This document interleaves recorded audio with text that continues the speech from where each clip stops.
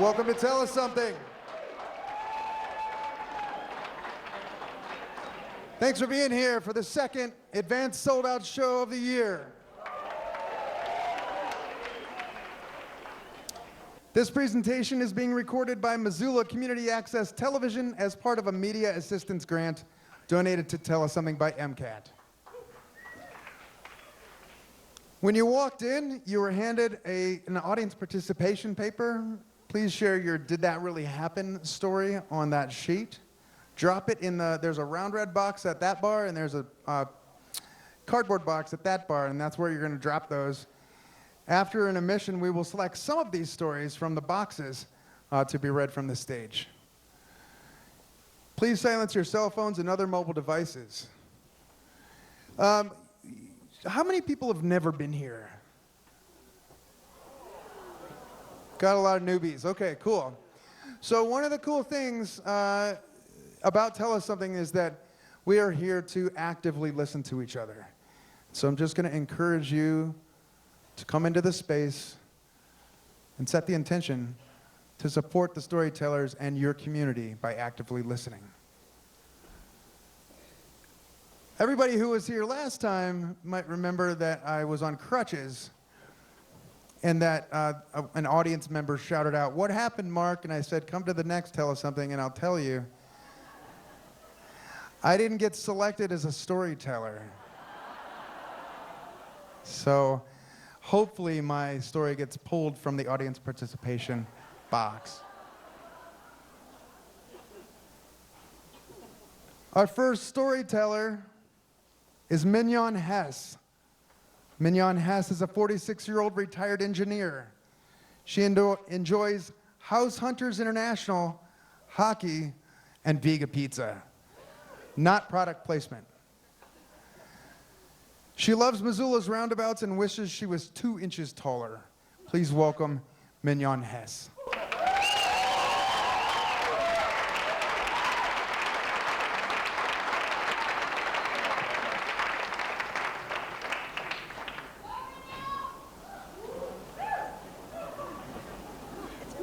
Hi, Emily.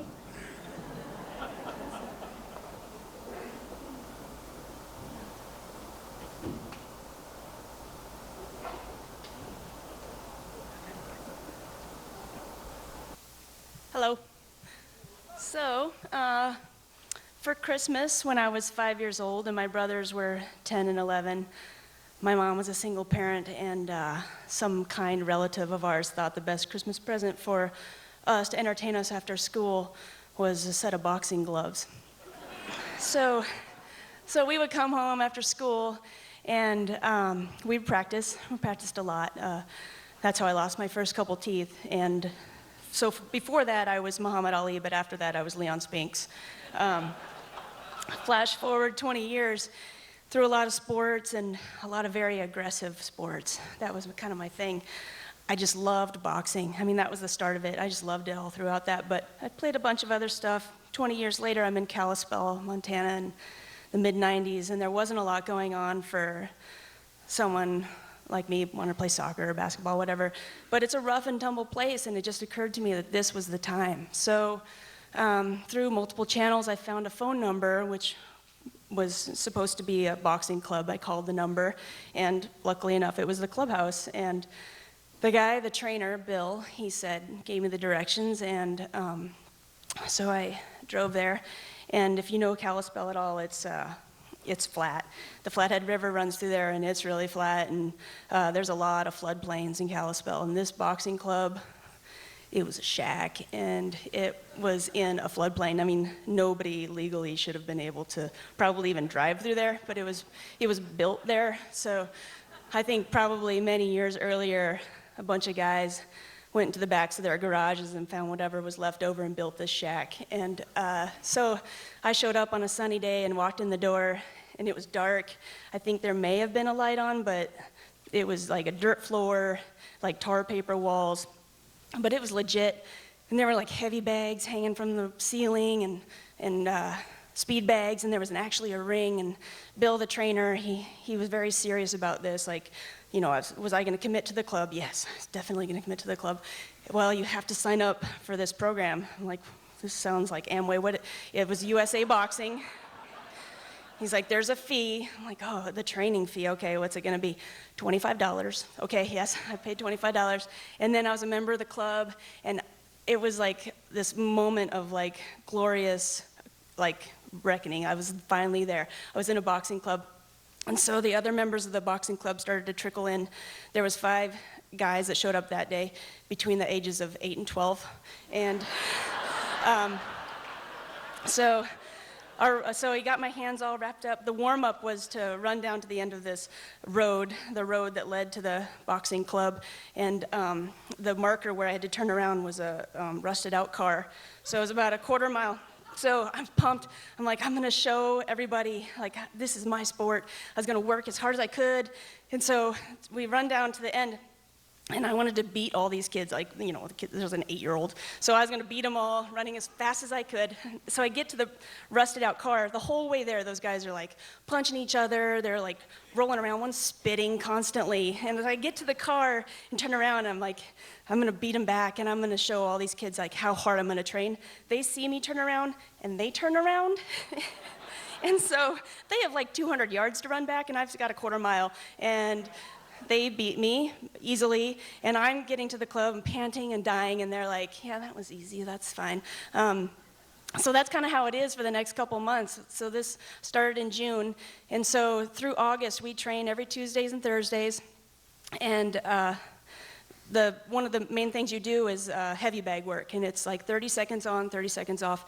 And the trainer, Bill, is really into teaching me technique. And, you know, I'm getting my jab down. You do twist, and then you twist your hand when you punch, and you do cross and the hook. So you get these combos. He tells you what you're going to do. For 30 seconds, you punch a heavy bag as hard as you can, and it's exhausting. And it's like the best workout I've ever done. You know, you got to station your body just right and twist, and it's a really good workout. So I'm doing this really good workout, and every time he blows a whistle, he's watching me and directing me, and my club mates, those boys are kind of like doing this, and they're like wrestling and pushing the bag so it looks like they're punching, but they're not.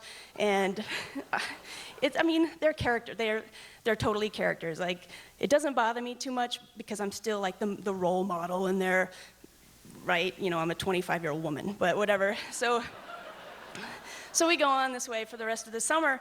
So the culmination of the boxing summer is the Big Smoker that's down in Hamilton, and it's actually the trial for the Junior Olympics. So the western part of Montana all goes to Hamilton, to the Eagles Club, and the saddest part for me was that they couldn't find another girl for me to fight. So it was a lot of training, but along the way, like, I got to know each of those boys. We got to spar a little bit, like, not really because they're 8, and I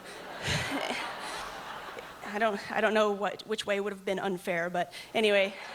So I really wanted to go. I wanted to support them. I wanted to be a part of this club for a good long time. I was eventually going to get a bout, but at that time I didn't. So I made the 3.5-hour drive down to Hamilton, and it was in the Eagles Club, which, if you've been in there, it's like a giant cafeteria. It's tile and folding chairs, and smells like, you know, potato salad. And so they actually set up like a big Junior Olympic ring, and the boys are there with their families. I get to meet all their moms and dads. It felt really special. Like, I knew each one of them, and their parents knew me because I was the weird girl at the boxing club. And you know, the first bout was the oldest kid. He was 12.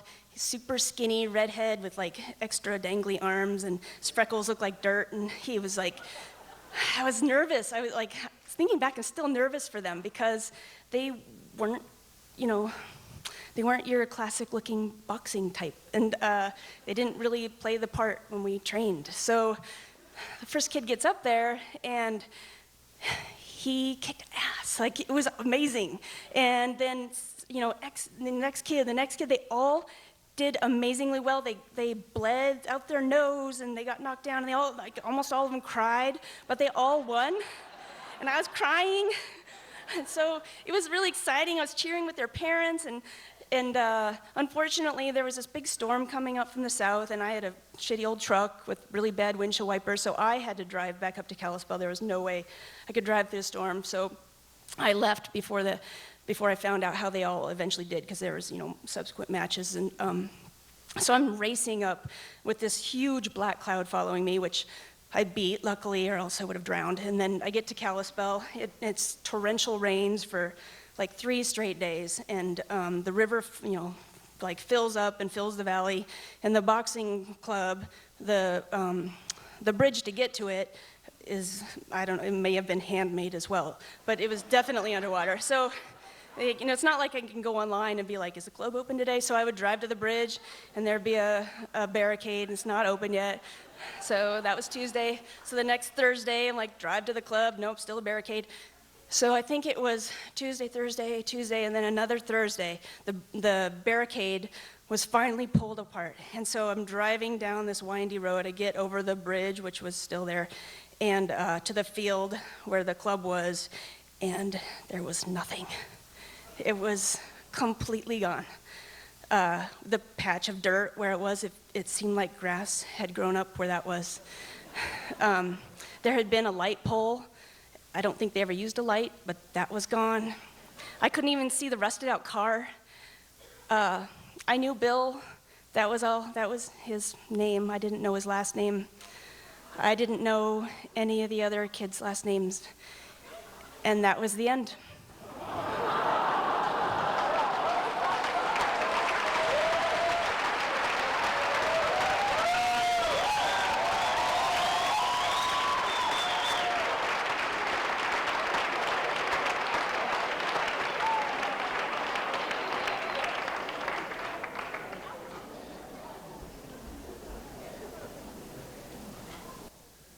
Thank you, Mignon. Shawn Faiella is the assistant superintendent of the Lolo Hotshots. That's all he told me, so that's what I know about him. Please welcome Shawn Faiella.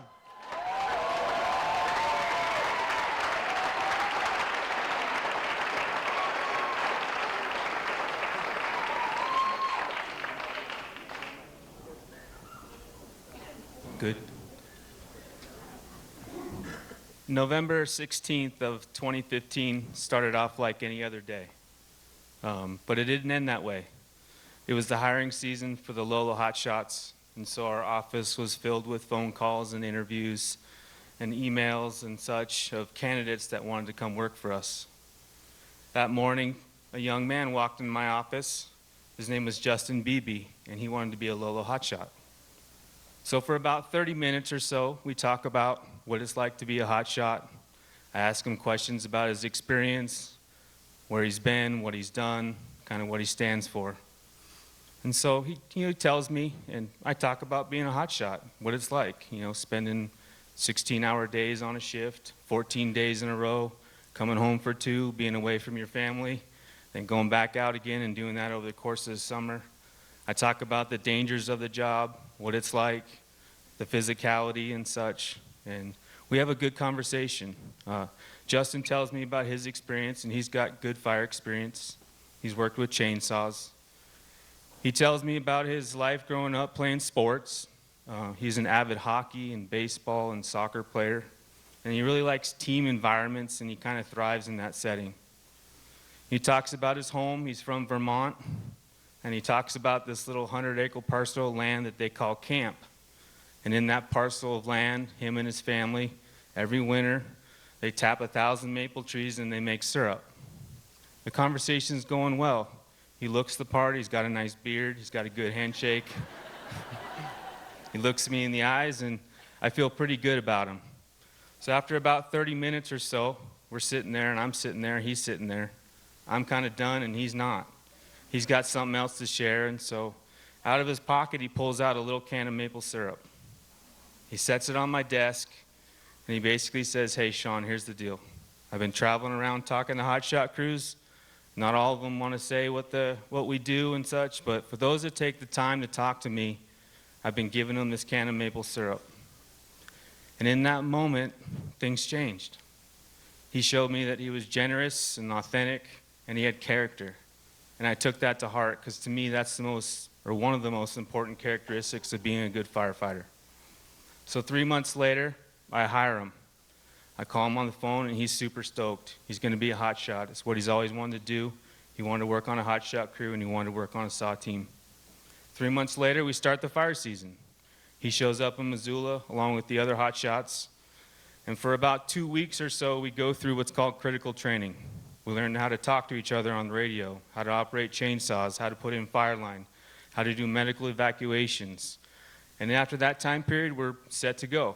So we blast off, and we go to Canada. Things are pretty cool. We come home after a couple weeks, take 2 days rest, and then we're off again. And up until August 9th, we spend the whole summer in Montana fighting fires. And August 9th, we're here in Missoula. We're doing some project work, and we get a call from our dispatch center that there's a fire down in Great Basin National Park in Nevada. It's about 4,500 acres or so. It's in mixed terrain, rough terrain, perfect hotshot country, and so we blast down there. After about a day or so, we get on scene, we get an in-briefing, we get some information about the fire, and we go to work. And everything's going pretty well. We're sleeping in the dirt, we're hanging out with each other, we're working with each other, and we're helping to put this fire out. On August 13th, we wake up in the morning, it's 5:30, we hang out, drink some coffee, get a bite to eat, and then the crew blasts up the mountain. In about 45 minutes or so, we're in our little workspace. You know, the environment is steep, it's 7,000 feet, it's timbered. We're kind of doing our thing. We have a hotshot crew behind us, and then one that's bumped out ahead of us, and then there's a hotshot crew that's way out ahead of us working towards us. It's kind of the last little piece of line, so there's work to be done, but we're kind of closing in on basically the fire. Everything's going well, and sometime in the afternoon we get a radio call that we need some hazard trees taken out above us, maybe 300-400 yards. So I'm hanging out, and Justin comes up with his saw partner, and then there's another two-person saw team that's just behind them.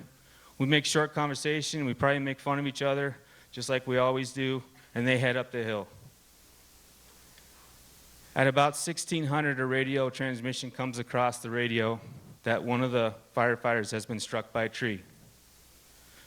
I immediately drop my line gear, I grab my EMT bag, I look to my partner, and I'm off.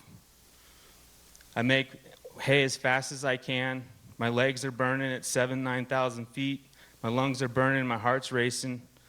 But for some reason, I got on the radio, and I asked those guys, does he have a pulse, and is he breathing? I didn't get a good response, so I asked them to start yelling because I didn't know exactly where they were. I'm jumping from rock to rock through brush, the smell of ash and smoke. I can't quite see him just yet, but then I make it on scene.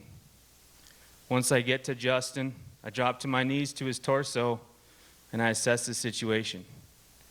Justin's not breathing, and he doesn't have a pulse, so we initiate CPR. At that moment, I go numb, but I know that we have to get Justin help, and we have to get him off the hill as fast as we can. There's a lot going on the scene. There's additional medical personnel and EMTs and paramedics all coming on scene. There's an incident commander calling to the incident command post to get a helicopter coming towards us to get Justin off the hill because we're quite a ways up. There's people scrambling, and the scene isn't chaotic, but it's definitely busy, all with the focus of getting Justin off the hill. So after about 50 minutes or so, we're ready to move Justin. And the way we're going to do it is there's been two firefighters that came in off of basically a rope hooked to the bottom of the helicopter. We're going to hook Justin to that rope. They're going to lift him off the hill, take him down to an area where they can put him in the helicopter, and that's the way he's going to move. But just before we do that, there's a gut-wrenching conversation that comes about from a paramedic. He looks at all of us, and he says, all right, fellas, here's the deal. Since Justin's going to be at the bottom of that rope, we're not going to be able to do CPR on him. We're going to have to stop doing CPR until they can put him in the helicopter, which is a few minutes later down the hill. I kind of lost it, but I understood what was going on. So we moved Justin. He gets attached to the bottom of the rope. They lift him, and away he goes. I can't believe what just happened. It's not supposed to happen to firefighters. It's not supposed to happen to anybody. But here I am. And here we are. So we take about 10 or 15 minutes and we start healing. We cry and we hug another and we talk as much as we can, but there's not many words to say. But we're there, and I got to get the crew off the hill.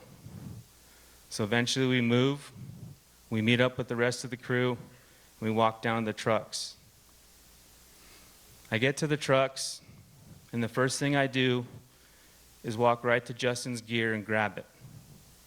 I pull it up to my chest and pretty much hug it like I would hug him. We hop in the trucks and make our way down the hill, and the whole time I don't want to believe what I think I already know. We get down to the bottom of the hill and we find that Justin has passed away. I often think, if I could talk to Justin, what would I say? I'd tell him a lot of things. I'd tell him I miss him, and I love him, and I think of him every day, and sometimes ways that I don't want to think about him, but I do. I'd tell him that his family and friends, his girlfriend at the time, his mom and his dad, have become part of our tribe, and they help us heal, and I couldn't think of going forward without them. And then I'd share with him that story of the first day that I met him. When he walked into my office, he put that little can of maple syrup on my table, and he showed me his genuosity, his authenticity, and his character. And I'd let him know that it's those characteristics that help us move forward but not move on, and heal with another, and continue on down the line.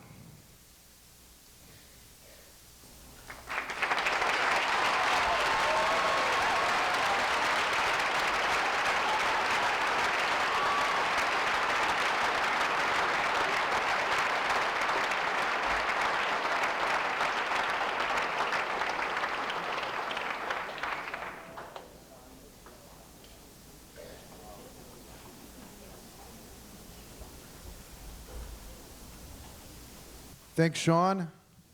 Here's to Justin.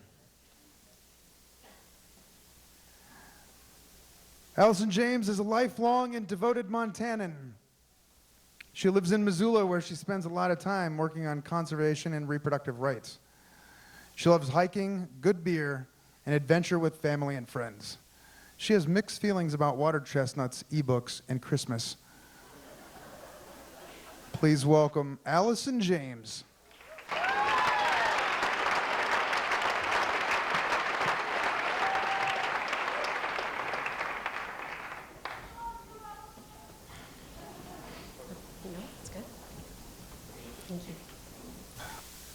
We were driving from Missoula to Seattle.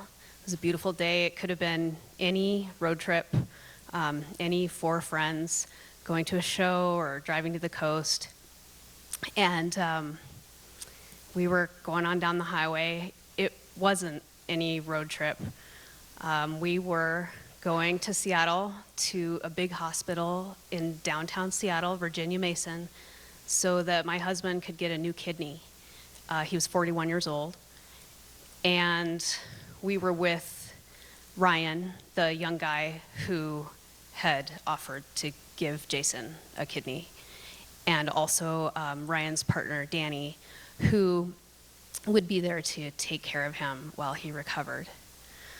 They all went to sleep. I was driving. We were in Eastern Washington through the rolling hills, and I was just overcome with these waves of emotion, everything that we had experienced in the last few months, just the stress and the worry and the gratitude and the awe that this was even a thing that could happen. And I'm kind of on my own plane, and then ding, the gas indicator light goes on, and I realize that I've forgotten a critical detail. I have the guy and the other guy and the other guy but I forgot to get gas. So we had to backtrack. We turned around because we weren't within enough, distance of any town. We had to backtrack to Ellensburg and got gas and carried on. A few months before my husband and I got married, he had been having some health problems. It was kind of a lot of things for a long time. And a very determined doctor finally figured out that his kidneys were failing. He was 30 years old, we were living our lives, and this started to make a lot of sense. And so she looked at all of this and figured out that he had a birth defect, and his kidneys had never really worked. And so we, said, okay, well, what now? And she said, well, now we wait and see how long your kidneys last, and someday you're gonna need a kidney transplant. And you're like, oh, okay. And it was hard to imagine at that time, what did that even look like? How would that happen? So we went on and we lived our lives, and we we got married, and we bought a house, and we got a Subaru and a dog. So it was, we were living the Montana dream. And Jason was a teacher at Capitol High School in Helena. He taught history, and his students adored him. People would come up to us in town all the time and, want to talk to him, kids, and or parents sometimes too. He is a great storyteller, and so he made history really exciting and fun. He's also a ham, and so he had a little girl's pink princess bicycle with a banana seat and tassels, and he would ride it around the hallways between classes. And he would have the song of the day, which was usually something from the 70s that the kids wouldn't recognize. And they'd have 30-second dance parties in class. And the kids all knew that he had these health problems. He was very open about it. He'd be like, fight me, but you can only hit me in the left kidney because that's the one that doesn't work. And so all this time we were going to the doctor every 6 months. We'd go to the doctor and they'd say, well, your kidneys are failing and you're going to need a kidney transplant someday. And we were like, yeah, okay. And 6 months later we'd go to the doctor and they'd say, your kidneys are failing and you're going to need a transplant someday. And so I kind of thought maybe that's the way it would be. This went on for 11 years. And then one day we went to the doctor and they said, your kidneys are failing and you're going to need a kidney transplant. And we were like, yeah. And they said, no, now, this has to happen. You're going to get very sick. You might have to go on dialysis, and we need to get this process started. So we got the process started. One of the things that you do is you get on the list, the transplant list, and you've probably heard about this, but people wait a long time on the list, and they get sicker and sicker, and sometimes people die on the list. The list is people who have passed away and whose family has opted to donate organs. And you have to wait for a genetic match, so it can take a very long time. The other way that you can get a kidney is to ask for one, which is really hard. And we didn't know how to do that. But we kind of stalled for a while, and then we got a loving but firm nudge from some family members. And we decided to write a letter. We wrote a letter to family and friends and told them what was happening and that Jason needed a kidney, and posted online, and then we waited. And pretty soon we were overwhelmed with the response. People were calling the hospital. There's a hotline you call, and people were calling and telling us, I'm gonna do it. I called. And you have to have a matching blood type and then you go through a whole extensive screening process. And so in the end, there were 4 candidates who were matches, who made it through the screening process and were matches. My college roommate's brother's girlfriend, who Jason had never met, my mom, and 2 former students of Jason's. Everybody had to show up on the same day, like at the same minute, in all the places that they were, and give a whole bunch of blood, and then that blood was tested, and they determined who would be the best match. And they got everything back, and they said, like, okay, yeah, we've processed all of these, and this guy is a closer match than most siblings would be. And I'd never met him. This was one of Jason's students, from a few years back. And so we took him out to dinner. I mean, what do you do? So,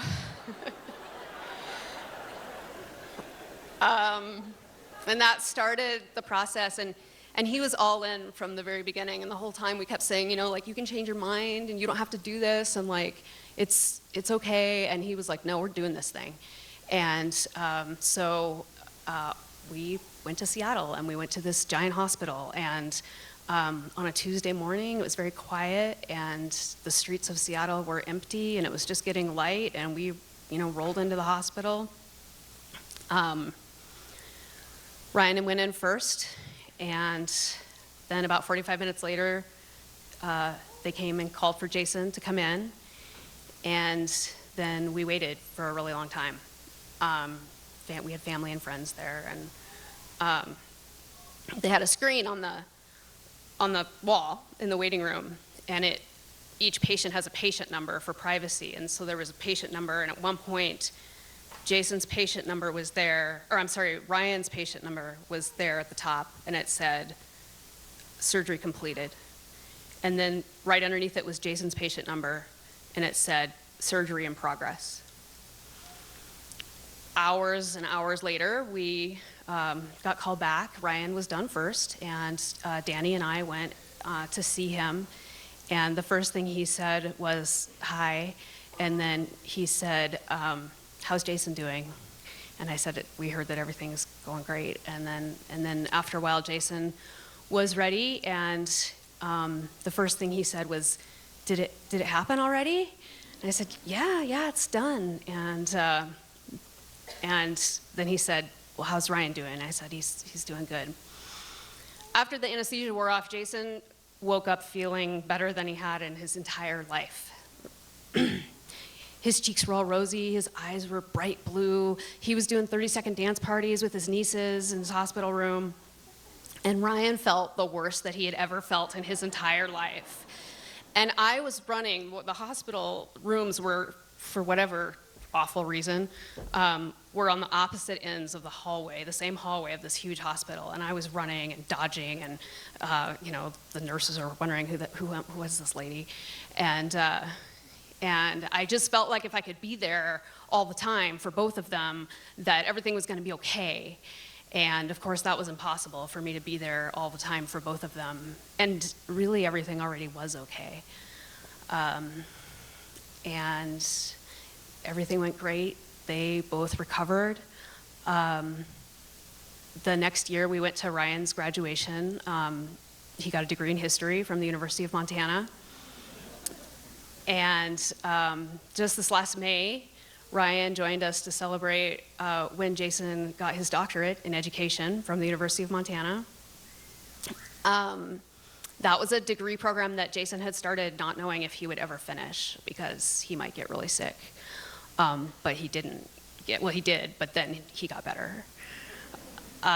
We continue to be very close and, closer than most siblings would be.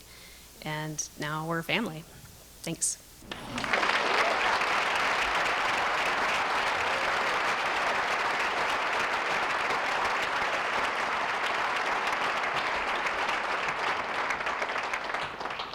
Thank you, Allison.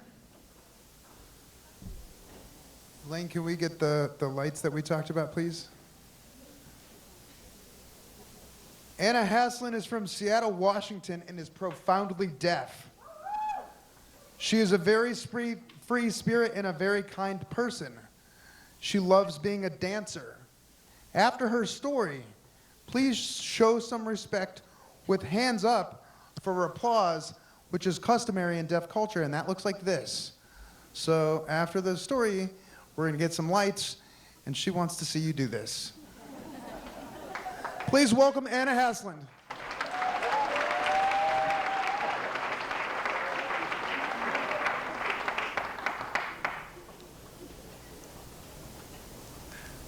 So about 2 years ago, me and my best friend Erica, she's hearing, obviously I'm deaf, we met in school about 11 years ago. We decided to go out to a bar. It was the Sunrise Saloon. Just wanted to have some fun, have a couple drinks, do some dancing, you know, some of that country line dancing. And we went in the bar, we walk in, we sit down, we put in an order for drinks, and Erica knew that my favorite drink was a gin and tonic. And then she had her own favorite drink too. So we were just laughing and having so much fun, and I looked over, and oh my gosh, I fell in love with the most beautiful man I've ever seen. Blue eyes, blonde hair, sweet, kind, strong. He came up to me and he said, "Hello, my name's Phil." And I said, "Hello, I'm Anna. This is my best friend Erica." And so understand now that Phil was, and Erica had to interpret for us because Phil was hearing. He didn't know any sign language. Even though Phil said, "We can communicate ourselves. We don't need to have Erica here with us." And I thought, oh my gosh, this is so exciting. I had butterflies in my stomach and everything. So we chatted and chatted. We wrote notes back and forth. We used texting apps to talk, and it went on for about 2 hours. It was a great time. And then when we parted, we said, oh, we'll keep in contact. And Erica said, oh my gosh, how did it go? How was it? And I said, holy cow, he is so hot. Oh my gosh, it was the best. So when we contacted again, and we dated a few times. And what was really a small world is that Phil's parents also knew my mom. And I thought, well, hey, that's pretty cool. So we dated for a total of about 6 months.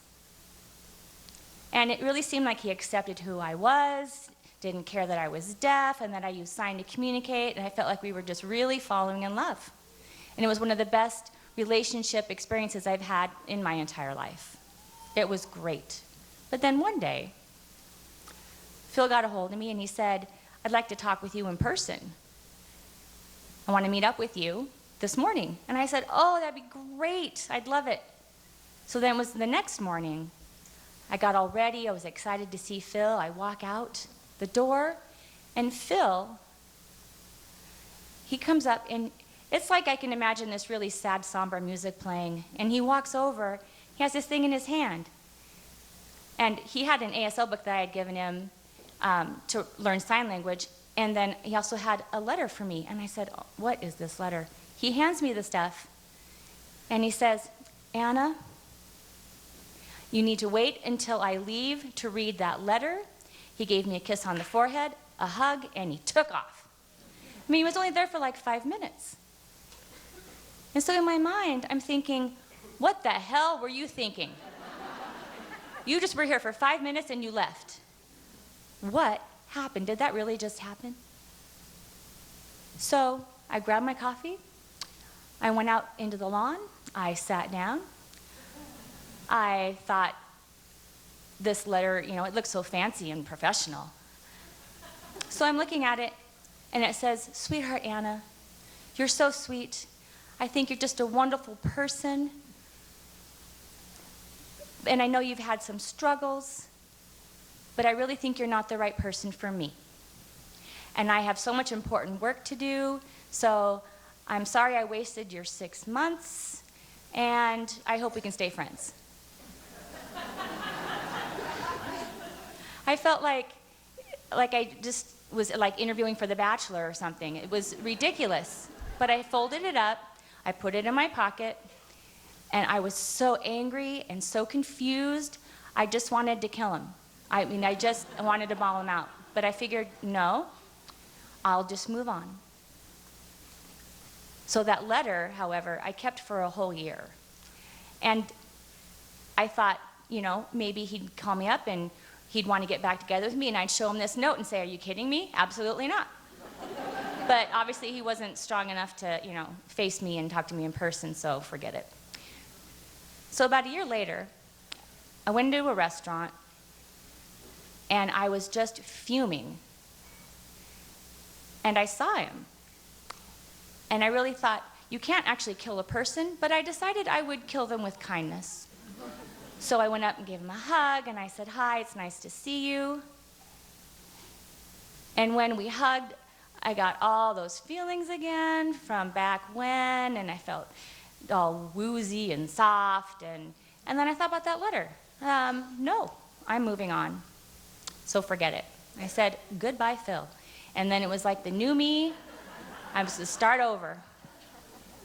So then it was a few months ago, there was this organization called Seek the World, and it's deaf individuals that go around and interview other deaf individuals about their life stories and experiences and all kinds of stuff like that. So it's called Seek the World. It's on Facebook. But anyway, they do a bunch of interviewing, and they came in and they interviewed me.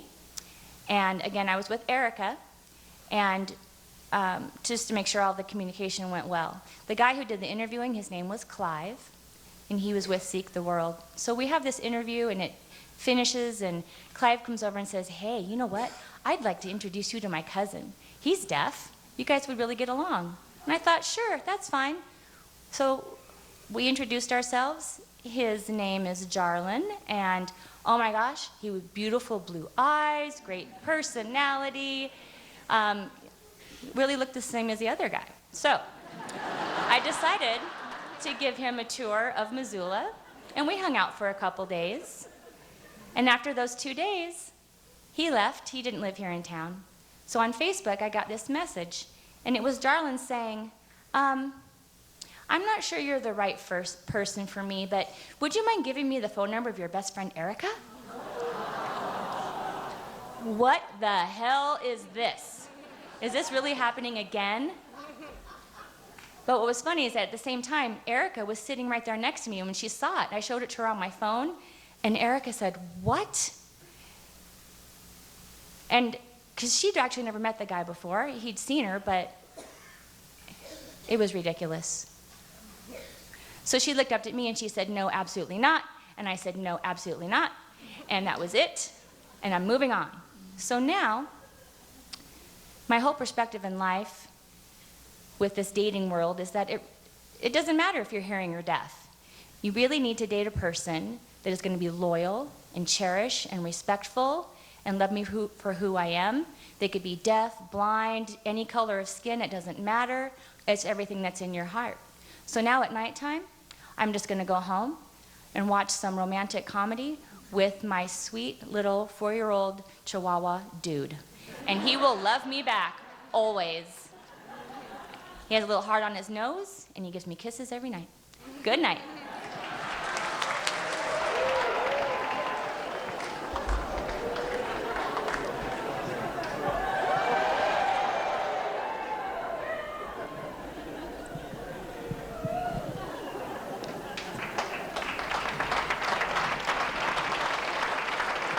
Thank you all. Thank you all.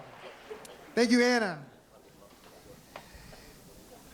Part of our job at Tell Us Something, I'm just going to do this, is to help people get their stories heard. We do that here at the live event in Missoula 4 times a year. I'm doing this also because it feels good on my ankle. We do that with the podcast as well, which you should subscribe to if you haven't. Beyond subscribing to the podcast, a great way for you to help get people's stories heard is to rate and review us on iTunes and Stitcher to get that podcast out to more people. Thank you to all of our storytellers so far tonight. Thank you to our ASL interpreters, Badi Kurian and Denise May.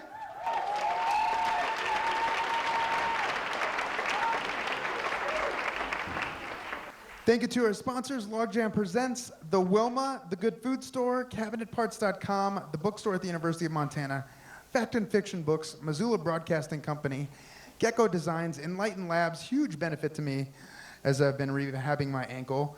Fildy Design, if you're looking for cool gifts during this holiday season, think about Fildy's Etsy site. Ninja Mike's Corner Store down at the bus depot on Pine Street. They have the best gravy in town, Red Eye Gravy, featuring black coffee, coffee. And it's so good. When you frequent these businesses, please thank them for their support of Tell Us Something and live storytelling in Missoula. Thank you for being here tonight. Thank you for your love, your open hearts, your respect, and your very presence. Without you, Tell Us Something can't happen. 2018 was the biggest year so far for Tell Us Something in our 7-year history. Thank you. Thank all of you. We've had 48 storytellers this year. They shared 48 stories. 3,395 people came to listen to stories. Here at 4 shows at the Wilma. We had 1 in Helena and 1 in Butte. We're looking forward to continuing that growth next year, and we can't do it without you, so thank you so much. One thing I'm excited to announce is in 2019, we'll be launching storytelling workshops, one-on-one workshops, and group workshops. To learn more about those, you can go to tellussomething.org/workshops. Anybody who signs up before the end of the year gets discounted pricing. So check that out. We're gonna take a 10-minute intermission. Let's grab a drink, stretch our legs. See you in 10 minutes for audience participation. Thank you so much. I don't know if you noticed the music when you walked in at the beginning. I meant to say this before. It's called Off in the Woods. They're a local band. They've got a new record coming out on Saturday. They're playing is it a CD release show? No, it's not. But they're playing a whole bunch of their new songs on Saturday at the Top Hat. So if you dug that music, go check them out, Off in the Woods. They're super awesome people. We have now, as promised, the audience participation part of the show. And they're still selecting the stories that they're going to read. So I'll just save them a little bit of time and tell you what happened to my ankle. But I'm going to tell it just like I wrote it down on that thing. I had to do this in Butte, too. The opening storyteller, some of you might know him, Pat Williams, was 20 minutes late because he was having dinner at the supper club, Lydia's Supper Club in Butte. And I get a phone call from my friend over here, Brian. Hey, we're just getting on the road. And I'm like, from where? Missoula? At 7 o'clock at night. I'm like, dude, the show is now. He says, no, we're at Lydia's. So I went out and I told him this story, but I told it much longer. People wanted to know, so in October, you might remember if you were here, I was on crutches, and I actually had one of those big medical boots. And that's because I know how to snowboard, and that's pretty fun. And I've ridden a longboard before, and that's pretty fun. I could ride that longboard to the post office from my house at the north side. And so I was at Burning Man. And you know those little skateboards that have one wheel in the middle and they're electric? So I saw this guy and I said, hey man, can I try that? And he goes, absolutely. And so he gets off and he's showing me how it works. And I said, I think I can do that. And so I got on it. Man, there's a learning curve. But it was fun and I rode it around for a while. It's kind of like a Segway. And so I was feeling in love with the world. I was not altered in any way. Remember, this is Burning Man. I was not. And that is true. And so I get to the end of this section of town. Burning Man is a city, if you don't know this. And it was like, anyways, the end, it was like from here to Orchard Gardens. That's the distance away from where I lived at camp. And I find this shipping container with a bar inside. And on top of it is a punk band setting up their equipment. And I walk into the bar and I say, hey, do you know how to skate? And the guy goes, nope. And there's a half pipe outside the bar with a whole bunch of skateboards scattered all over the place. And so I picked up one of those skateboards and I walked to the top of that half pipe. And I dropped in, but my board, I don't know what you know about half pipes. I know nothing about them. Remember, I'd never been on a skateboard before. So apparently what you're supposed to do is put the edge of the board on the edge of the pipe and have your wheels hanging off the side. Well, I did not do that. And so my board went flying that way, and I went flying that way, and I got back up, and I walked to the top of the thing, and I got another skateboard. And the guy walks out with a drink in his hand. He's all tattooed up. This guy, remember, can't skate. And he says, "What are you trying to do, old man?" And I said, "I'm trying to drop into this half pipe." And he says, "Have you ever done that before?" And I said, "No." And he goes, "Do you want me to tell you how to?" And I said, "I want you to show me." And he goes, "Dude, I'm drunk. I'm not doing that." So he tells me how it works, and which I just sort of explained to you. But what he really said was lean in. He's like, "I know it's not intuitive, but you got to really lean into it." And so I tried it again, and I failed. And he goes, "How many times are you going to do this?" And I said, "Until I'm injured or successful." And he goes, "You set realistic goals." So I broke my ankle. I had surgery. Dr. Jarrett did a hell of a job. Thank you to him and his crew. Thank you to the folks over at Access Physical Therapy. They are crushing it. Great staff. And they're not sponsors. I'm just telling you the truth here. So I think that my friends might be ready. Blake and Cheyenne, are you ready? All right. So please welcome my friends Blake Nicolazzo and Cheyenne R. Rogers. They are going to do the audience participation part of the show. They are also Tell Us Something alumni, storytellers of their own right. You can listen to their stories for free at tellussomething.org. Blake and Cheyenne.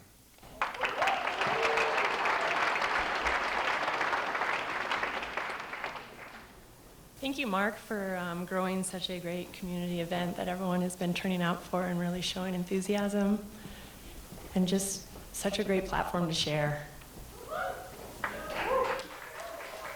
So now I'm going to share a few out of the audience.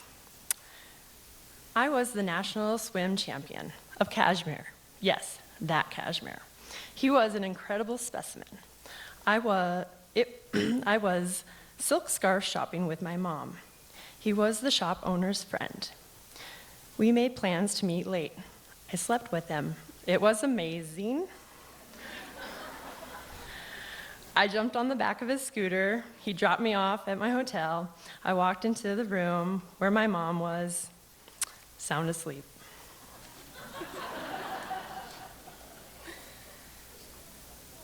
At Burning Man 2018, what now? Oh, I missed that. At Burning Man 2018, I locked eyes with a beautiful girl at the opulent Temple Sound Camp.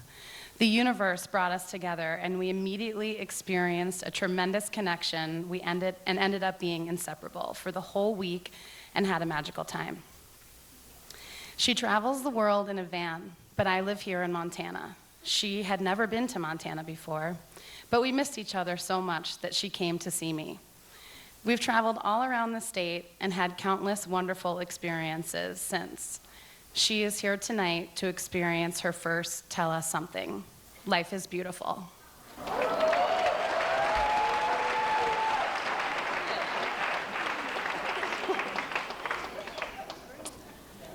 It was finals week, and I was in grad school, grading papers, and I had a ton of work to do. All of a sudden, I heard a thump sound outside. I opened the door and saw a branch the size of a tree. I saw a branch the size of a tree on top of my car. I shut the door and pretended it didn't see it. Next morning, I woke up and started thinking, did that really happen?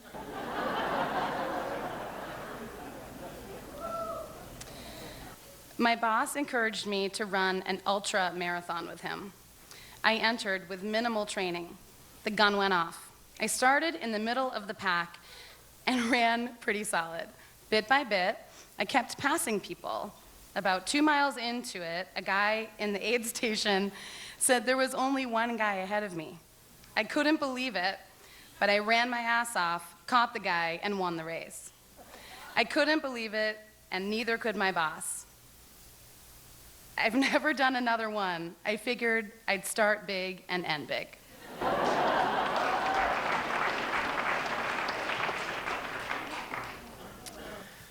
My ex-husband remarried 4 months after we got divorced. Going through the photo boxes, there was a picture of him and his new wife that I discovered. Upon closer inspection, the Vegas wedding picture was dated a year before, while we were still married.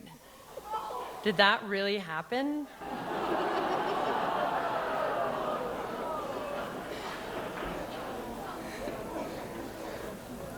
Waiting for a coin-operated public restroom in France. The last user was kind enough to hold the door for me so that I could avoid the fee to use the bathroom. Once inside,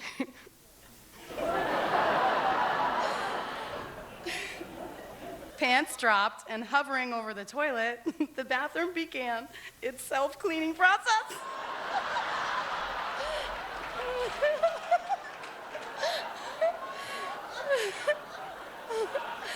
Oh, yeah.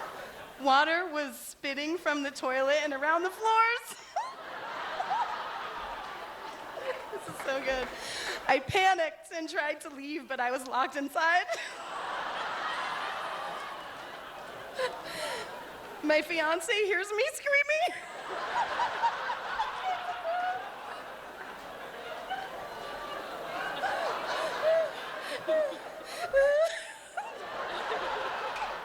I'm not even sorry. Thinks I'm being electrocuted.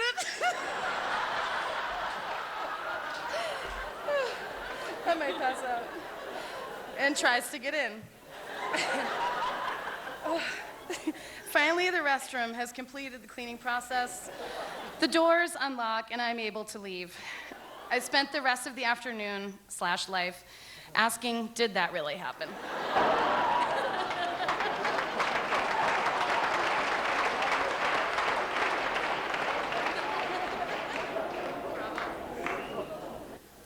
Here's another Burning Man. It was my first day of my first Burning Man, and I was on my first acid trip. I wanted a popsicle, and a popsicle appeared. A popsicle! I found myself drawn to the flames of the temple, where I decided I wanted a partner. I wandered the crowd in search of said partner, when a captain appeared, a veteran burner from Missoula, Montana.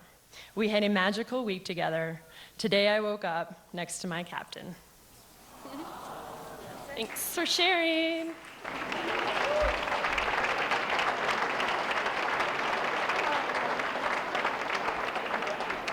I guess did that really happen is a good Burning Man theme.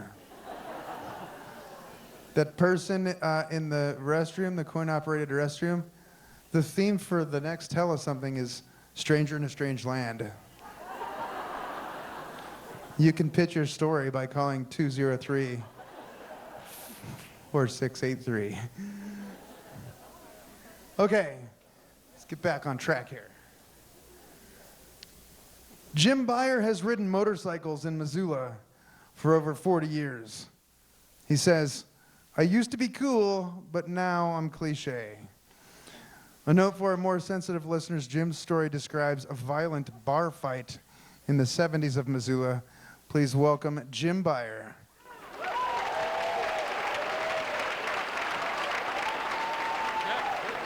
It's good. These days, can you hear me? These days, I'm just another old fat guy on a Harley with the wind blowing through my thinning gray hair. Anyway, this story is from 35 years ago when I was cooler, at least I think so. When I walked through the door of the Park Hotel, nostalgia waved over me. The grand old hotel had fallen on hard times by the mid-70s. Upstairs was a flop house, and downstairs was the best dive bar in Montana. The bar still featured a nice old walnut back bar. It had a bandstand and a huge dance floor. It catered to loggers and railroad men and Indians and cowboys and hippies and wayward women and the occasional college students that came down for a little adventure. Next door to the park was the tap room, and as the name suggests, they served nothing but domestic draft beer by the glass or by the pitcher for incredibly low prices. In order to get to the tap room, you either had to go out into the sidewalk and down the street, or you could take the shortcut through the men's room. There's a legal reason for that, but I won't explain. The men's room featured a huge porcelain trough for a urinal. And when we were done peeing, we'd throw in a couple of pennies or a nickel just to help the poor. Anyway, I hate to laugh at my own joke, but well, the Brothers Motorcycle Club, when I joined them in 1977, used to hang out at the Park Hotel. We would go down on Saturday nights and dance to the songs and music of the Big Sky Mud Flaps, and we'd swing dance and try to pick up college girls. It was a wild place, and just about anything could happen. But to liven things up, the bikers used to ride their choppers through the door and do a burnout on the dance floor before being chased away by the bouncers. By the end of the decade, the music died at the Park Hotel. They stopped having live music on Saturday nights, and so everyone drifted away, including the college students and the brothers. We found better bars to hang out, like Luke's and the Top Hat on Front Street. It was a beautiful June afternoon when I walked through that door, and it was 3 days before my wedding. Inside were 4 people. Longshot, who was talking, trying to make time with this scraggly-looking woman at a table by the bar, and Cap, who was sitting on a bar stool talking to the bartender. Now, Longshot, Cap, and I were all former brothers. We had quit for different reasons.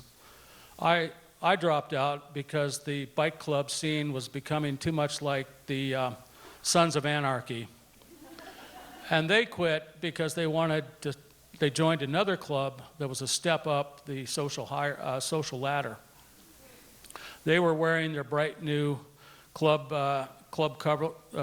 patch on their leather vests when I saw them. When Cap saw me, he waved me over and bought me a Blue Ribbon beer. We sat down and we exchanged pleasantries for a couple of minutes. And then he got to the point. He hinted that he wanted me to come and join the new bike club he was in. You don't just ask a guy because that's not cool. You want them to join you, not you ask them to join. So I'm going, yeah, okay. And so I was listening to a sales pitch. He's telling me what a great bunch of guys these are, how much fun he's having on motorcycle rides and chasing women and drinking and partying. And I'm going, sipping my beer and nodding in agreement. Anyway, behind us, the voices get a little bit louder and then louder. And finally, there's a crescendo of screeching and yelling and chairs and tables crashing to the floor. I look to my right, and Cap slowly steps off the bar stool and slinks away from me. And I look in front of me, and the bartender slowly lowers his head behind the back bar. I turn around. Longshot, who looks like Lurch, is over 6 feet tall, very muscular, and covered with prison tattoos, which is worse than biker tattoos. He is towering over this poor, cowering woman. And in her defense, she has pulled a pistol out. And she's holding it at arm's length, pointed at me. Oh, fuck. Now, that fuck conveys a lot of meanings in different ways. There's fear, there's, sorry, I can't even think of the term at the moment. There's curiosity, there's anger, and all of those come to play later. The term does not include any sexual encounters with my penis, although we'll get to that part too. So I'm looking straight at this woman who is looking straight at Hal and pointing her gun at me. And it is going up and down, from my foreskin to my forehead, from my eyeballs to my low balls. It's a chicken shit little nickel-plated 25 caliber automatic, but when it's pointed at my forehead, it looks like a cannon. At times of stress, they say that time slows down. Well, that's bullshit. Actually, what happens is you become hyper vigilant, and everything you see is imprinted in your brain. You seem to remember it forever. Such as the bartender was wearing a white shirt, and when he sank below the bar, I could see 2 small holes in the antique heavy mirror behind him from a previous altercation. So at this point, I start, the stuff is going on in my head, and I think, first thing I think of is this is really gonna hurt. The second thing is that all I have? I'm 33 years old and nothing more, and I'm getting married on Saturday. So another thought comes into my head. Several years before, my club brother Ron got crossways with a woman at a party, and several days later, he was hunched over a beer at the tap room, and her angry husband came in and capped him in the back of the head with a .22 pistol. He was 21 years old when he bled out on the barroom's floor, and his shooter spent 2 years in Deer Lodge Prison. So at the end of this reverie, of course, things are progressing. Longshot has thrown up his hands in surrender and has stepped backwards. But this was only a ruse. He did a pirouette like a ballerina and backhanded the woman across the face. The gun went flying and she fell on the floor. He proceeded to start kicking her like a soccer ball. And then I exhaled, and I was pissed. I said, that bitch could have killed me. And that son of a bitch, he was causing it all. By him slapping her, she could have pulled the trigger, and I'd be the one lying on the ground. By this time, the bartender popped up again, and he says, I'm calling the cops. And I thought, well, it must be time to go. I grabbed my crotch to see if it was wet. It wasn't.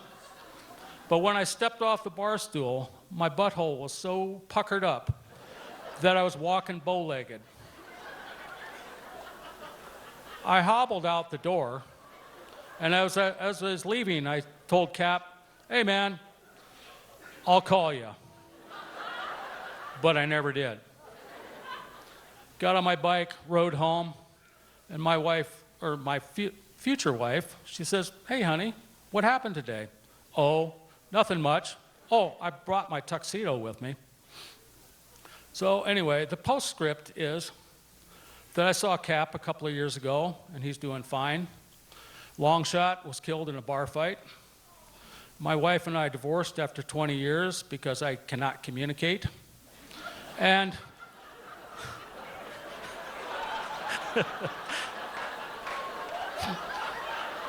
yeah, sorry. And I was a founding member of a disorganization of antique motorcycle riders called the Montana Legends, who were made up of a bunch of guys that don't like to join real motorcycle clubs. Thank you.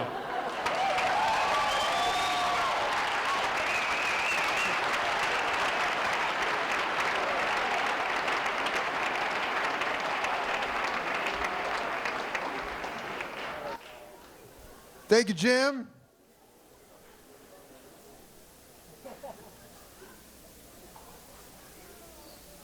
Raised in the Midwest, Caroline Caldwell headed up to Maine for college and never looked back. After graduation, she was granted a Watson Fellowship, which allowed her to travel to the far ends of the earth to work on sheep and cattle ranches in remote places and extreme environments. After her return to the States, she continued ranching and traveling stateside until she found her perfect fit with Oxbow Cattle Company here in Missoula and is happy to call Montana home. Please welcome Caroline Caldwell.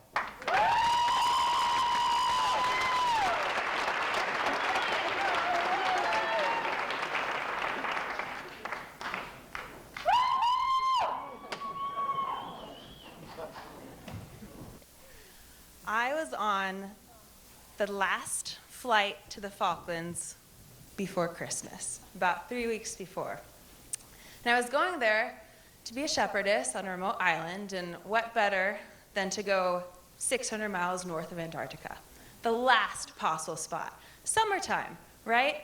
Balmy 45 degrees, hailstorm weekly, wind cruising at 20 miles an hour on a really calm day. So for 3 weeks, I was on this old Suzuki dirt bike, which I had never ridden before. Was not informed that dirt bikes even have back brakes. So I fell off every day, taking sheep in, sorting them, taking them back out. For 3 weeks, I was doing this, and I was with this old guy named Nick Pitaluga, who loved his sheep dearly, but again, it was just him and I hanging out. And so then these three shearers walk up, and one's name was Winky, and he was the ringleader, and he sounded about like his name. And so Winky and I get to chatting, and he was like, "Oh, where are you from?" "Oh, United States." And usually if it's LA or New York, it's all the same. And I was like, "Oh, I'm from Ohio." And he was like, "Oh, okay, cool, cool." And so they shear, and then it's the day before Christmas Eve. And I was just planning on hanging out at the station, Nick and his wife Annie and I, and the little rescue sheep that live in the backyard. And Winky was like, "Well, why don't you come to my house?" I was like, "Oh, okay, Winky." He's like, "There's 8 other guys staying," which made it feel safer. And I was like, "Cool, okay, I'll file this under things I'm not going to tell Mom until after it's over category." And so it gets rained out because no one likes rain sheep or wet sheep. And so Winky and the gang go back, and I stay to help with the Christmas lamb slaughter, which is really great because the lambs were, again, in our front yard. And going to town probably 4 or 5 hours later, and it's a 3-hour drive. There's one town, there's one road, there's about 3,000 people, 500,000 sheep. And so driving into town in this rickety old Land Rover, and I was like, first off, I don't know Winky. I don't know his last name. I don't know where he lives. I don't really know where the town is. But we'll go for it. And so I get into town, and Main Street, there's a speed sharing competition. I was like, perfect. I'm going to meet one of the 9 people living in this house. And so I'm walking in, and you immediately get a Budweiser in the middle of the road. There's no drinking laws. So I'm like, all right, I know Budweiser. And so these 3 girls come running up to me, Amy, Petra, and Layla, and like, "Oh my God, are you the Mormon from Utah?" I was like, "No." I'm the American over with Nick Pitaluga. And she's like, "Oh, well, Winky's been going around town this whole speech sharing saying that we're getting a Mormon into town." I was like, "I'm really sorry to disappoint." And so like, "Oh, well, that's fine because we know you can drink now," because I was getting some funny looks holding that Budweiser.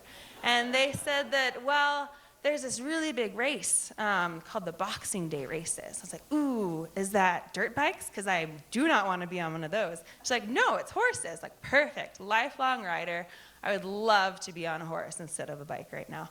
And so she said, "Tomorrow morning, we'll pick you up, we'll drive out to my ranch, we'll get a few horses, and we'll bring them to town." It sounds really simple, right? And so the next morning, I'm standing 30 miles away from town in the opposite direction that I came, holding a hot toddy, which in the Falklands is whiskey poured straight into a kettle, heated up till near boiling with an ice cube to cool it down so you can really drink it fast. And so hot toddy in one hand, flask in the other, who knows what's going in that. And we go to this pasture, and there's like 50 horses. I'm like, what are you doing with all these horses? She's like, we ride some are old, some are pasture pets. They've all been ridden. Just grab one. I was like, okay, I'll go for like the short, fat one, Ruby. So this really cute, short, little fat. I was like, she looks middle-aged. I get along with middle-aged ladies pretty well. And so I grab her, halter her up. The saddles down there are gaucho saddles, so they're just sheepskin. I was like, this couldn't be any better. And so throw the tack on, and we start riding out, and we're riding to town. We're riding the 30 miles to town, and we're already drunk, and it's like 8 a.m. It's like, this is going to go really well. And by the way, Ruby hadn't been ridden in a decade. She was 15, but hadn't been ridden since she was 5, and she doesn't like to leave home. So we argued for like 5 miles, and as we're going and we're opening gates, and at every gate, there's a bottle of gin. And tradition is that you have to drink the gin every time you pass through the gate. I'm like, oh my God, you're gonna kill me. I might not even get to tell my mom about this. And so we pass through the gate, drink the gin. Only one person has to get off. So I volunteered the first few times, so I was like, I'm not getting back on if I get off after mile 15. And as you're riding, you're going through all these sheep stations, and more riders are coming, and you're joining in, and it's just a really jolly time. And you're not feeling any pain at this point. Ruby's tired, and I'm doing great. And every gate we go through, we leave it open. And even in my inebriated mind, I was like, you just don't do that. Like, if you find a gate closed, you better close that gate. And I was like, whatever, like, this is kind of weird. I don't know these girls. I don't know Winky. I don't know where I am. I'm on this horse. And so we're going for it. And so getting to town, we stop for, a beverage to sober us up, which is Budweiser.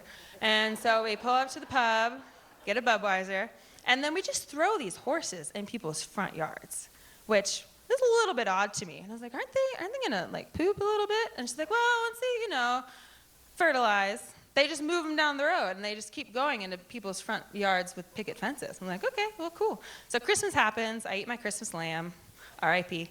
And the next day, I go out, and I find Ruby, which was like 4 doors down and around the corner. I was like, oh, she's still alive.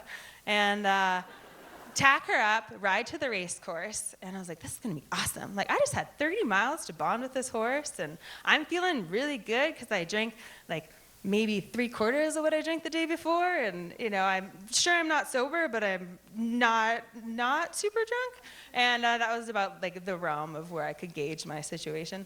And trot to the race course, and I was like, yes, we're gonna do so well. This little fat pony and I gonna crush it.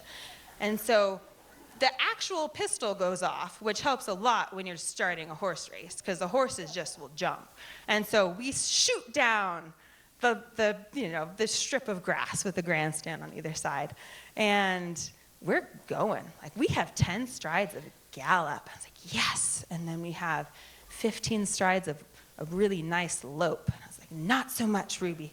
And then we get to the grandstand where the photographer is for the Penguin News, which is the weekly newspaper full of gossip from Facebook, and I love it, and I just really wanted to be in it. And so at this point, we're trotting, and everyone else has finished. I was like, sweet, they got the pictures of the finalists, and we're gonna be like the back page stars. And so we're trotting it, and I'm just queen waving to everybody. Because I know that, this is a gambling country too. And I know a lot of people bet some money on the Mormon from Utah, AKA the girl from Ohio. And they lost a lot of money on me. But after that, I was like, man, it's gonna be a long 30 miles back. Like, Amy, I might need to take a day off work, and I have to get back to work. Got sheep to shear. And she's like, oh, no, don't worry. We take them to the end of the race course. We open the last gate, and we just let them go. It's like, you have enough horses just to let them go every year? It's like, no, they walk their way home. I mean, you saw how barn sour Ruby was. Like, she'll be home in a week. I'm like, okay. So sure enough, we just took all of these horses from all of these different stations, and we just kicked them out the gate. And then I was there for another 3 months. So I was like, hey, Amy, like, did Ruby get home? I'm kind of worried about her. She's a little tired. And she's like, yeah. Mid-January, she wandered on home, just waddling along. And then I wandered on home, waddling along. And we had about 12,000 sheep. So the next 3 months was riding my motorbike and learning that there's a back brake and becoming a little bit better at riding in the wind. And even though it was a really hazy Christmas, it's one that I will never forget. Thank you.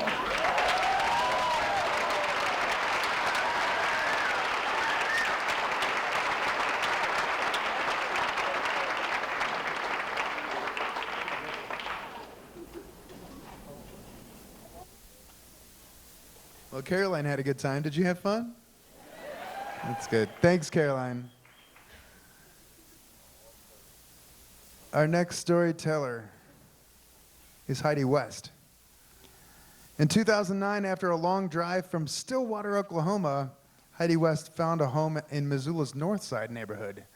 She raises food and a family, turns pots at the clay studio of Missoula, and is currently immersed in an extensive reinvention of the family's 1900 house. Heidi develops permanently affordable housing with the North Missoula Community Development Corporation and also holds elected office as Ward 1 City Council representative. Heidi has a Bachelor of Arts in Political Science and Studio Art with minors in German and horticulture, as well as an MS in Plant and Soil Science, all from Oklahoma State University. Please welcome Heidi West.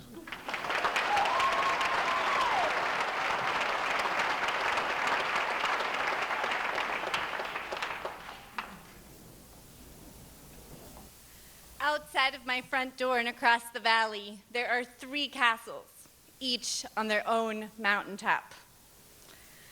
I'm living in an old railroad station, and the train still runs in front of my house. There's a small road that connects the 2 closest towns that are a kilometer in either direction. I am allowed to run all the way to the end of the dirt road where there is a giant buckeye tree. The farmer piles his hay underneath it, and when I climb to the very top of it, I can almost touch the lowest branches. There are wheat fields all around my house, and I am just tall enough to look over the grass.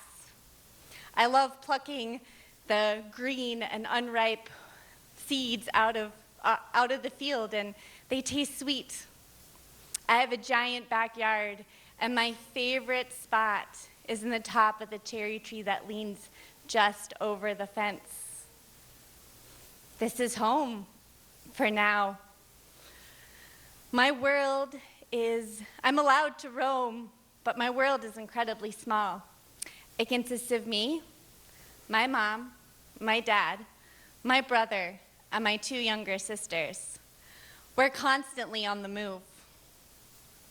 My mom is an American citizen, and my dad is a German citizen, and I spend my time alternating between countries, but I'm mostly in Germany.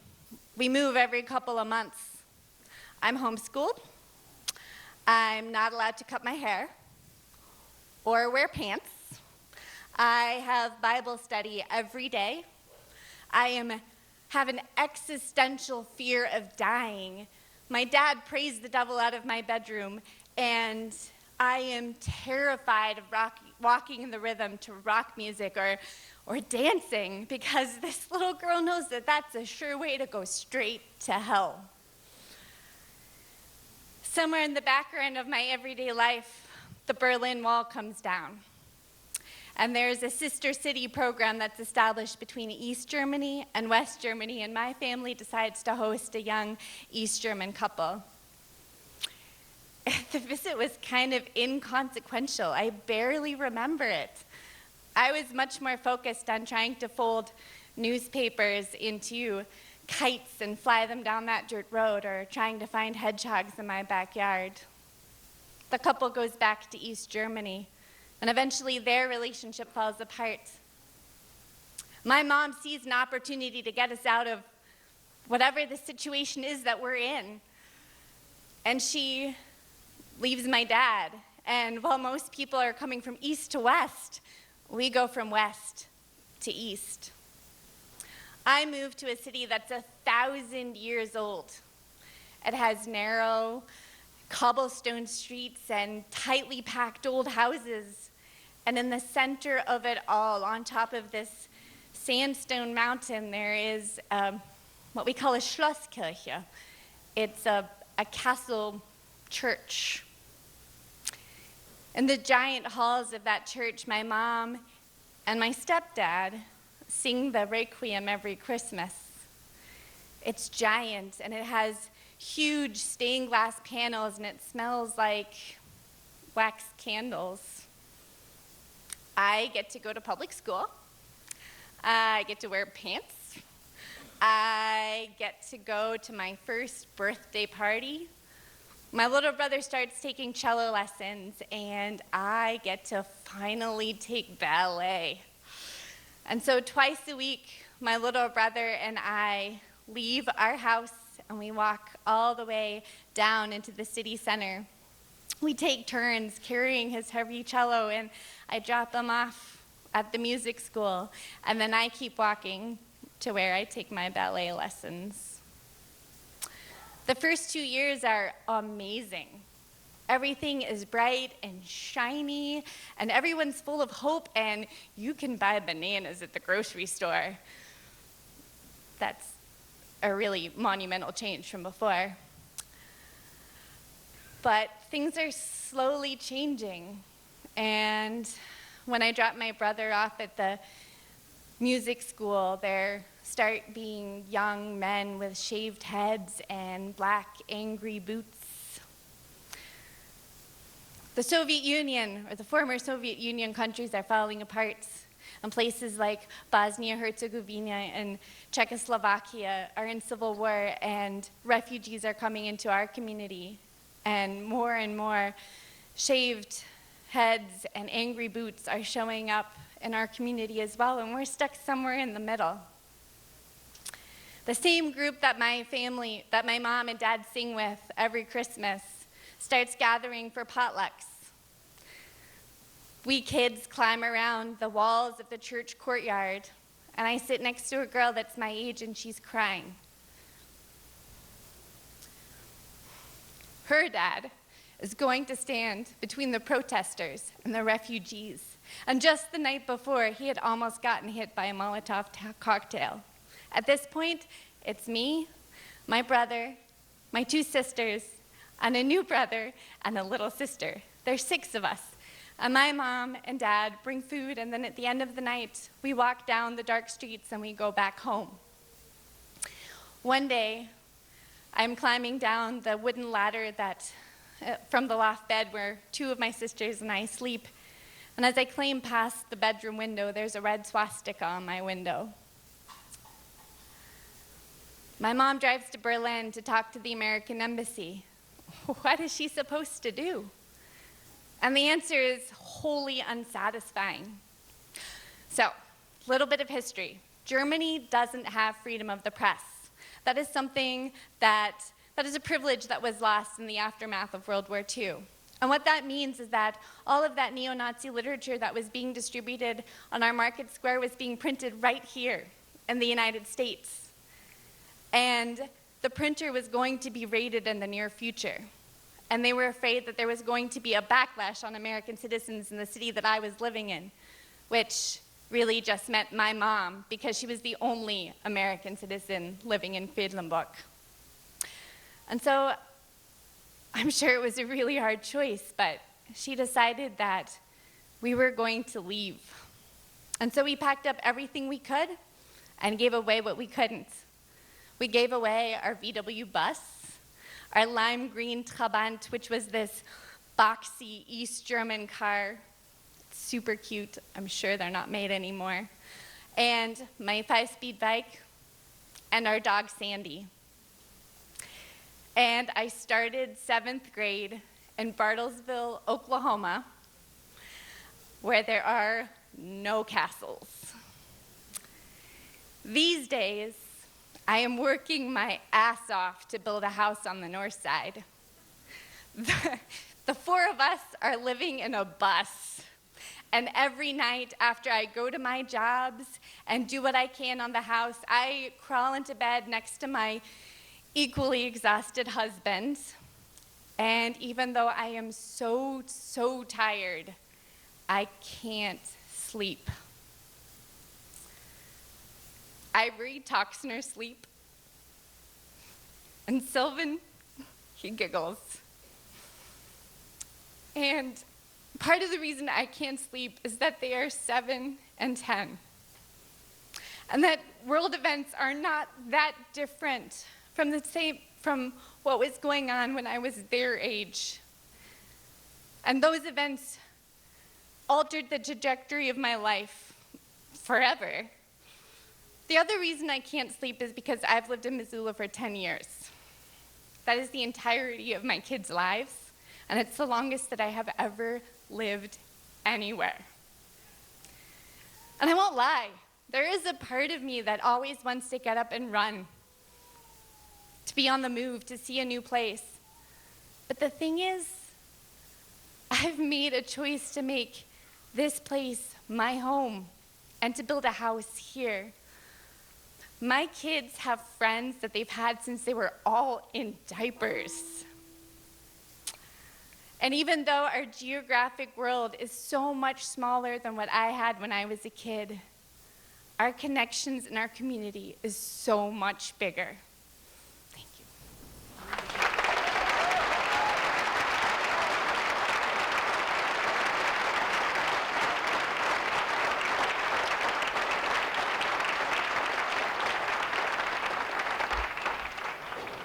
Thank you, Heidi.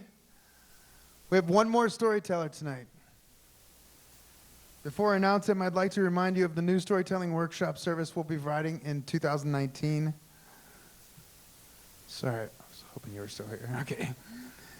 Sign up now for special pricing at tellussomething.org/workstops. The next Tell Us Something is in March, here at the WOMA. The theme is Stranger in a Strange Land. Please watch the website and the Facebook page for ticket on sale announcements, but we are taking story pitches now. Again, Stranger in a Strange Land. To pitch your story, call 406-203-4683. Originally from the state of Iowa, Brad Lane has been living in Missoula for just under 4 months now, with other residencies including the Blue Ridge Mountains of Virginia and the Cascades of Washington.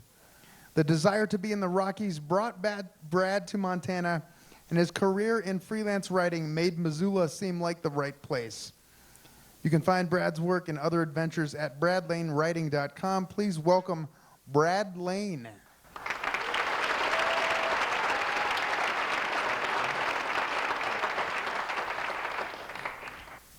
In 2016, I had the privilege to walk from Mexico to Canada along the Pacific Crest Trail. Yeah. Spanning the entire length of California, Oregon, and Washington, covering some 2,500 miles. The entire 5.5 months it took me to hike the trail can barely be contained to the 10 minutes of storytelling time I have on stage here tonight. Every day was truly an adventure, and you get to this point where you have this singular focus on one goal, and that is the simple goal to move forward. It's hard to complain about anything about my experience on the Pacific Crest Trail. The pounding foot pain, the vast array of insects I'd be swatting away at my face, and the scent of a wild animal that was just oozing from my pores. I'd go into towns for resupplies or groceries, and you could just see on people's faces how bad I smelled. There were low points, though. Certainly, these valleys between high mountain peaks. And one low point in particular is really where my story starts tonight, and that was around day 100 of hiking, somewhere in Northern California, around the halfway marker for the entire trail. In the previous 10 days of hiking, I had interacted with maybe 2 other people, this brother and sister combo I kept leapfrogging on trail. And at that point, I had shipped my tent forward to myself further along on the trail to save room in my backpack, and so I was sleeping on this blue tarp each night. And my routine for those last 10 days looked something like wake up on the ground, watch the sunrise, make coffee, eat breakfast by myself, hike for 14 hours, eat dinner by myself, and go to bed to kind of do it again the next day. And what I started to learn in those big, wide open spaces surrounded by no one is that the thoughts in your head just kind of ping off each other. And combine that with the 20-plus miles of hiking over mountainous terrain day after day, and it kind of just starts adding up. And I remember very vividly one night sitting next to my blue tarp, eating my usual dinner of 2 ramen noodle packets and a spork full of peanut butter, watching this big, beautiful sunset on a Northern California landscape, and these questions kind of kept pinging around in my head. And there are questions like, what the fuck am I doing out here? Or why did I think this was a good idea? And can I even accomplish this large goal I had set out for myself? And when I scooted over onto my tarp and slid into my sleeping bag, those thoughts just kind of kept turning and turning and turning in my head. The next morning, when I woke up, I still didn't have any answers to those questions, but I packed up my blue tarp, made breakfast, and did really only what I could do in that situation, and that was move forward. What I did know that day, though, is that I was due to walk into and through the town of Belden. According to my trail notes, Belden had a population of 14. Yeah, so I wasn't expecting much fanfare. When I started to make my way off the crest that day and down the mountain towards Belden, something I wasn't expecting did hit my ears, though. It was a bass line, a followed by percussion, and eventually an electric guitar. The music only got louder as I made my way down the mountain towards Belden, and when I did arrive, I realized that Belden, population 14, was only in existence to serve as a venue for these large festivals and events. I didn't even know what day of the week it was, but I also quickly realized that I had just walked into the beginning hours of a 3-day funk music festival.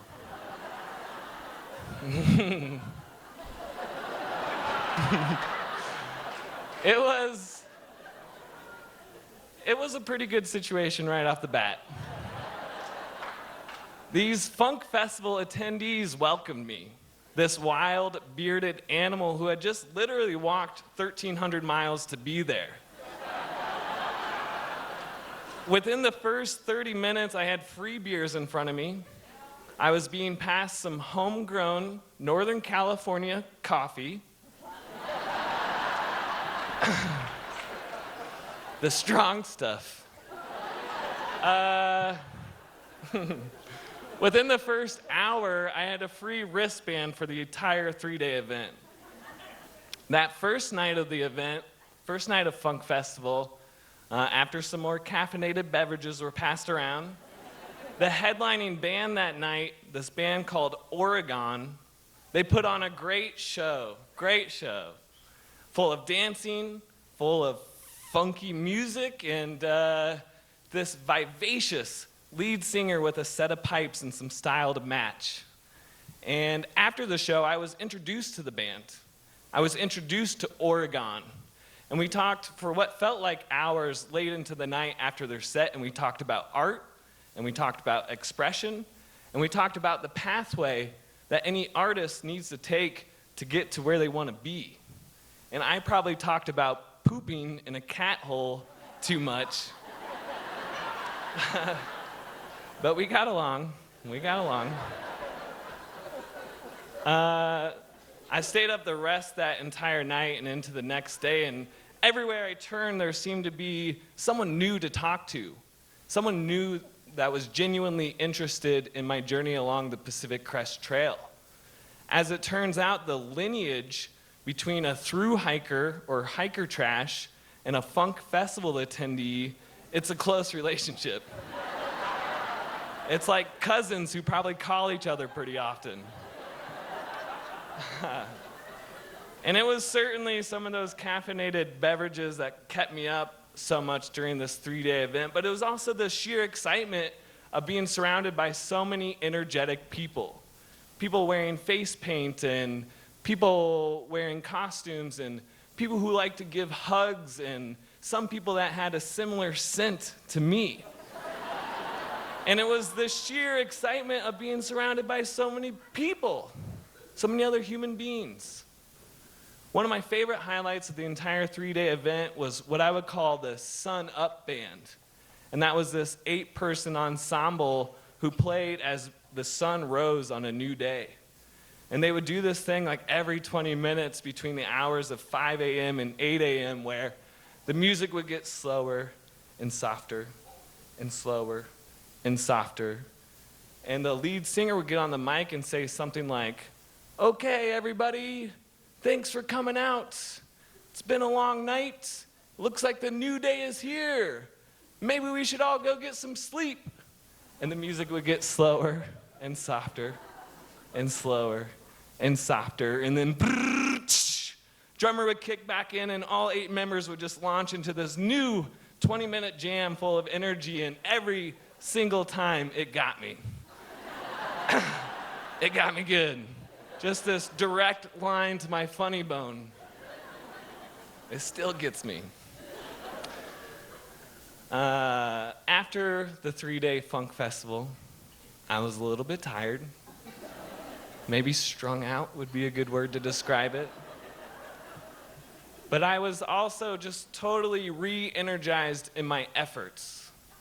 And I won't say that the second half of the Pacific Crest Trail is any easier than the first, especially as I started to get into my 30-plus mile a day routine. But I knew it. I knew it as it was happening that this impromptu funk festival experience was going to make my simple goal of moving forward that much more manageable.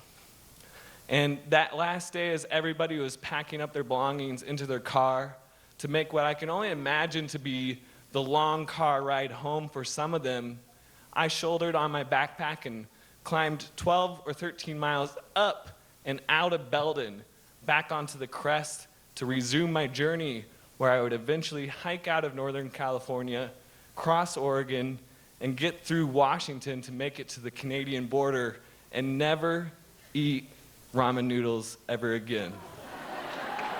Thank you.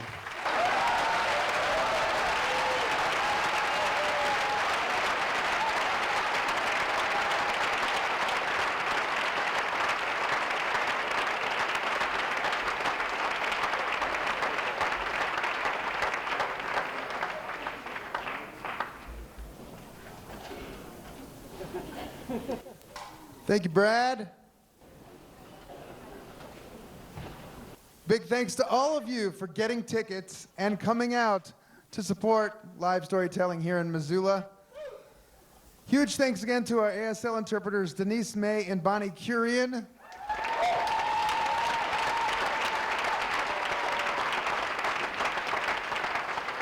Remember, the next storytelling event here in Missoula for Tell Us Something is in March. The theme is Strangers in a Strange Land. Pitch your story, 406-203-4683.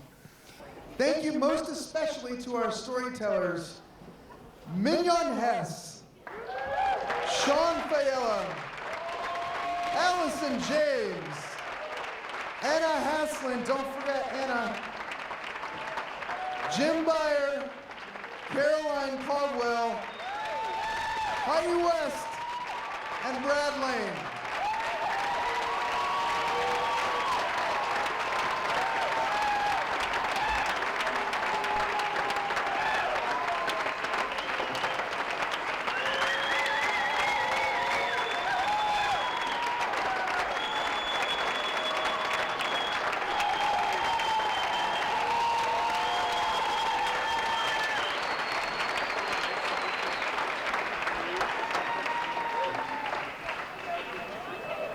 Thank you so much, and we will see you in March. Have a safe holiday season and a joyous one as well. Be safe out there. Thank you so much.